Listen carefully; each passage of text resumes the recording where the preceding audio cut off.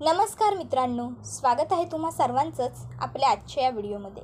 मित्रांनो, आजचा हा आपला व्हिडिओ खूपच जास्त इंटरेस्टिंग, मनोरंजक आणि मजेशीर त्याचबरोबर एक्साइटेड असणार आहे। कारण स्क्रीनवर दिसत असल्याप्रमाणे आजच्या या व्हिडिओमध्ये आपण जाणून घेणार आहोत लग्नानंतर होईलच प्रेम या मालिकेच्या पुढील काही येणाऱ्या भागांचे लेटेस्ट त्याचबरोबर इंटरेस्टिंग अपडेट।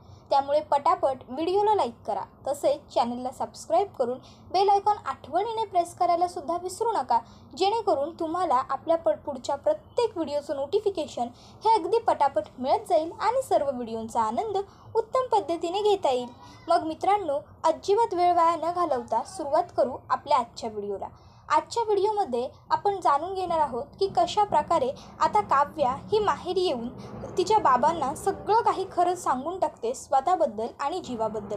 त्यानंतर आता तिचे बाबा या सगळ्यातून कशा पद्धतीने त्या चौघांना बाहेर काढणार हे सुद्धा आपण पाहणार आणि मग जीवा आणि काव्याबद्दल नंदिनी आणि पार्थला सुद्धा खरं कळणार आहे। आता ज्यावेळेस नंदिनी आणि पार्थला खरं कळेल त्यावेळेस काय होईल, ते दोघं कसे रिॲक्ट होतील, काय करतील, हे सगळंच आजच्या व्हिडिओमध्ये आपण पाहणार आहोत। म्हणजेच काय तर एकंदरीत पाहता आपला हा व्हिडिओ खूपच जास्त इन्फॉर्मेटिव्ह आणि एक्साइटेड असणार आहे, कारण आजच्या व्हिडिओमध्ये आपल्याला बऱ्याच काही गोष्टींचा उलगडा झालेला पाहायला मिळणार आहे। त्यामुळे सुरुवात करूया व्हिडिओला। लाईक करा, चॅनलला सबस्क्राइब करा, त्याचबरोबर कमेंट करून सांगायला विसरू नका तुम्हाला आपला कसा वाटला व्हिडिओ आजचा ते सुद्धा। मग चला मित्रांनो, आता आपण सुरुवात करूया व्हिडिओला। तर आता आपण पाहिलं आतापर्यंत की काव्याच्या आणि पार्थच्या नात्यामध्ये सर्व काही ठीक नाही आहे, त्यांचा संसार सुखाचा नाही आहे, त्यांच्यामध्ये जी काही मेक आहे ती मी शोधून काढणार असं रम्याने नंदिनीला ओपन चॅलेंजच केलेलं आहे जवळपास।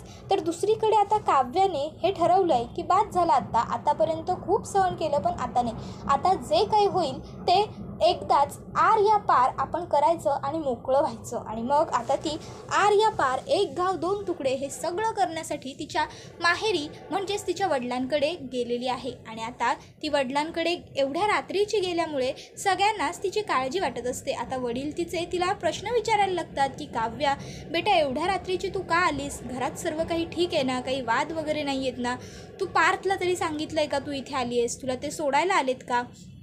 आता मात्र बाबांनी एवढे सगळे प्रश्न एकत्र विचारल्यावर काव्याकडे या सगळ्या प्रश्नांची उत्तर नसतात।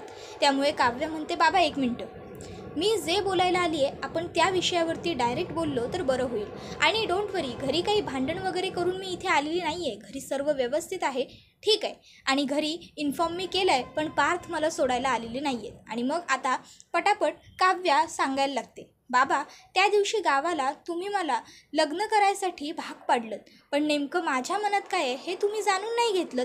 आता काव्याने असं म्हटल्यावर सगळ्यांनाच प्रश्न पडतो की काव्या हे असं काय बोलतेय, नक्की तिला काय सांगायचं आहे। मग आरुषी ही तिला म्हणत असते, काव्या चिल डाऊन, मी तुझ्यासाठी पाणी घेऊन येतोय, तू बस आणि मग आपण बसून बोलूया, शांत हो पहिल्यांदा। त्यावर काव्या म्हणते, नाही आरुषी, आता ही वेळ शांत बसण्याची किंवा शांतपणे बोलण्याची उरलेलीच नाही आहे, खूप दिवस झाले, खूप सहन केलं, पण आता नाही होत आहे माझ्याच्याने, आता मला सगळं काही खरं सांगून टाकायचं आहे, आज सगळं बळ सगळी हिंमत एकवटून मी इथे आली आहे। आणि त्यानंतर आता मात्र काव्या बोलायला सुरुवात करणार असते। आता तिचे बाबा तिला सांगतात, नाही तू बोल बेटा, पण शांतपणे बोल, काय झालं आहे मला नीट सांग। त्यावर मात्र आता काव्या ही बाबांना सगळं काही उभ्यानेच सांगत असते। मग तिला ते म्हणतात, बरं पाणी नको घेऊस, पण शांत तरी होशील की नाही, बस व्यवस्थित सोफ्यावर आणि मग माझ्याशी बोल, काय झालं आहे सांग मला। काव्या बसते आणि मग शांतपणे तिच्या वडिलांना सांगायला सुरुवात करते, बाबा त्या दिवशी लग्नमंडपातून नंदिनीताई गायब झाली म्हणून पार्थबरोबर तुम्ही लग्नाला मला उभं केलं, तुम्ही मला एकदाही विचारलं नाही की माझ्या मनात दुसरी कोणी व्यक्ती आहे का, माझं कोणावर प्रेम आहे का, तुम्ही माझ्यावर काही विचारच केला नाही, तुम्ही सरळ माझ्यासमोर हात जोडले, स्वतःला बंदूक लावून उल्लीस धरून घेतलं आणि जबरदस्तीने मला लग्नाला उभं राहायला भाग पडलं। आता मात्र आरुषी ही तिला म्हणायला लागते, काव्या म्हणजे तुला नेमकं काय सांगायचं आहे। त्यावर काव्या म्हणत असते, हेच सांगायचं आहे की माझं कोणावर तरी दुसऱ्यावर प्रेम आहे। आता काव्याने असं म्हटल्यावर सगळ्यांना खूप मोठा धक्काच बसतो, पण तिच्या आईला म्हणजे शारदाला फार काही वाटत नसतं, कारण तिला सगळं काही माहीत असतं। तर काव्या ही म्हणत असते की बाबा मी कॉलेजमध्ये असल्यापासून माझं एका मुलावर प्रेम आहे। आता बाबा म्हणतात, कोणावर प्रेम आहे तुझं? आणि जर असं काही होतं तर ही गोष्ट तू मला लग्न मंडपातच का नाही सांगितलीस? त्यावर मात्र आता आरुषी काव्याची ठामपणे बाजू घेत म्हणते, बाबा 1 मिनटं. त्या दिवशीसुद्धा काव्या ओरडून आक्रोश करून सगळ्यांना सांगत होती की नका लावू माझं लग्न, नका लावू. हात पाय जोडत होती ती, पण त्यावेळेस तुम्ही कोणीच तिचं ऐकून घेतलं नाही, तुम्ही समजून घेतलं नाही तिला. या सगळ्यात तिचा काहीच दोष नाही आहे. त्यावर मात्र आता बाबा हे म्हणायला लागतात, पण आत्ता आपण काय करू शकतो या सगळ्यात?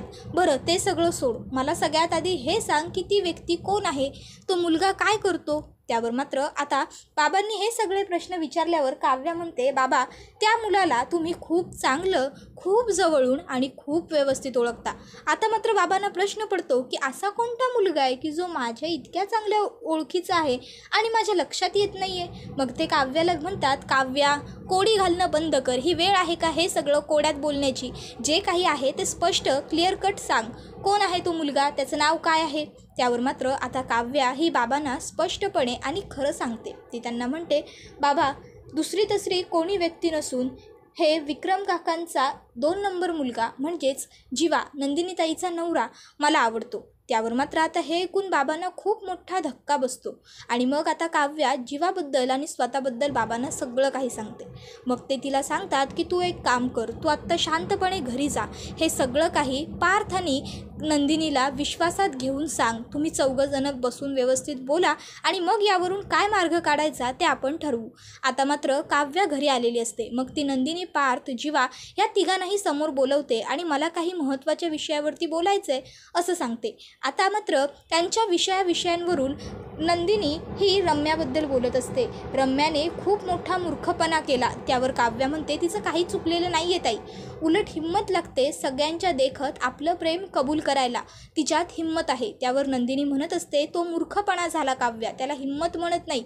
तर जीवा म्हणत असतो की आपल्या प्रेमाची वाट पाहायला सुद्धा गट्स लागतात, हिंमत लागते. तर नंदिनी ही म्हणत असते की समोर आलेलं प्रेम स्वीकारायला सुद्धा ताकद लागते, हिंमत लागते. तर लगेचच काव्या म्हणत असते, पण आपलं ज्या व्यक्तीवर प्रेम नाही त्याच्याबरोबर आयुष्य घालवणं ह्याला मन मारून जगणं असं म्हणतात.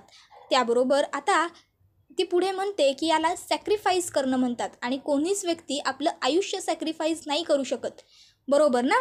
आता मात्र जीवा हा गप्पच राहिलेला असतो. तर काव्या ही त्याला म्हणते, पटतंय ना माझं, गप्प राहिलात तुम्ही? त्यावर मात्र आता जीवा हा काही बोलत नसतो, तो निरुत्तर झालेला असतो. आणि आता इकडे नंदिनी आणि पार्थ या दोघांना मात्र या दोघांचं काय बोलणं चालू आहे हे काही कळतच नसतं, कारण या दोघांबद्दल त्या बिचाऱ्या दोघांना काही माहीतच नाही आहे. मग आता मात्र इकडे काव्या नंदिनी आणि पार्थला सुद्धा खरं सांगून टाकते की जीवा आणि माझं बोलणं तुम्हाला कळणारही नाही, कारण जीवा आणि मी आम्ही एकामेकावरती प्रेम करायचो. तुम्ही 2 जण भेटलात, तुमचं लग्न ठरलं, त्याच्या आधीपासून आम्ही दोघं एकमेकाला ओळखायचो. आम्ही कॉलेज पिरियडपासून एकमेकाशी चांगले बोलतो, आमचे कॉन्टॅक्ट एकमेकाकडे होते. आणि ताई, तू मला नेहमी माझ्या मैत्रिणीबद्दल म्हणजे जीविकाबद्दल विचारायचीस ना, ती माझी कोणी मैत्रीण नव्हती, तर ते जीवा आणि काव्या या दोघांचं नाव एक करून जीविका असं आम्ही बनवलं होतं. आणि पार्थ जीवाराज असं जीवाच्या मोबाईलवरती नाव सेव्ह आहे. त्याने सांगितलं होतं की तो त्याच्या मित्राचा नंबर आहे, पण तो त्याच्या मित्राचा नाही, तर तो माझा नंबर आहे असं म्हणतो. त्याबरोबर मात्र आता इकडे नंदिनी आणि पार्थच्या पायाखालची जमीनच सरकलेली असते, त्यांना खूप मोठा धक्का बसलेला असतो. तर जीवाला मात्र आश्चर्य वाटत असतं की काव्याने एवढ्या इझिली सगळं काही कसं काय एवढं पटकन सांगून टाकलं. तर इकडे काव्या ही म्हणत असते, मला माहीत आहे हे सगळं समजल्यावर हे सगळं पचवायला तुम्हाला आणि नंदिनीताईला जड जाणार आहे पार्थ, पण शेवटी आपल्यालाच हा तिढा सोडवायचा आहे आणि या सगळ्यातून मार्गही काढायचा आहे. शेवटी मन मारून आपण 4 किती काळ जगणार आहोत, याने आपल्या 4घांचंही फक्त आणि फक्त नुकसान आणि नुकसानच होईल. 4घांनाही त्रास होत राहील, घुटमळत राहू आपण. म्हणून शेवटी आज मी हे सगळ्यांना सांगूनच टाकलं. त्याबरोबर मात्र आता हा व्हिडिओ तर इथेच संपतो, पण पाहणं हे रंजक ठरणार आहे की आता काव्याने खरं सांगितल्याच्या नंतर पार्थ आणि नंदिनी ह्या सगळ्यातून मार्ग कसा काढणार, कारण शेवटी काहीही झालं तरी तेच दोघं मोठे आहेत. त्यामुळे आता समजूतदारपणे त्यांनाच विचार करून या सगळ्यावरती काहीतरी पर्याय शोधून काढायचा आहे. आता ते दोघं काय करणार, कसं करणार आणि कशा पद्धतीने हा तिढा सुटणार हे सगळं पाहण्यासाठी तुम्हाला चॅनलला सबस्क्राईब करून ठेवावं लागेल, कारण आपल्याच चॅनलवरती तुम्हाला पुढचे सगळे अपडेट पटापट व्यवस्थित आणि अगदी छान पद्धतीने पाहायला मिळत राहतील. त्यामुळे चॅनलला सबस्क्राईब करा. धन्यवाद.